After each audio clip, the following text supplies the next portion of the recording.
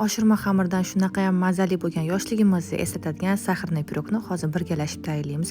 Ishoninglar, shunaqa ham zo'r bo'lar ekan, prям og'izda eriydi. Iliq sutni idishimizga solib, ustidan 2 osh qoshiq shakar, chimdim tuz, drojani ham solib, yaxshilab aralashtiramiz. Drojamiz biroz tingach, ustidan 2 ta tuxumni chaqib yana aralashtirib, eritilgan sariyog' yoki margarinni quyamiz va ustidan unni qo'shib, yaxshilab aralashtirib, xamir qorishib boshlaymiz.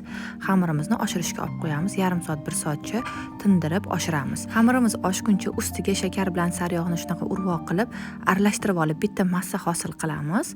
Bu orada xamirimiz ham oshib chiqdi. Sekingina qo'limizga olib, qolip idishimizni yaxshilab yog'lab, ustidan xamirimizni sovolamiz. Mana shunaqangi sovolib, tekislab oldim qo'limda.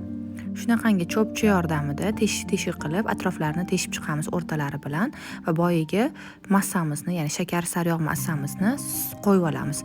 Kamroq qilsanglar ham bo'ladi. 180 gradusda 30 daqiqada birpasda shunaqa ham mazali bo'lgan pirogimiz tayyor. Sahrangiz qilib like bosishni unutmang.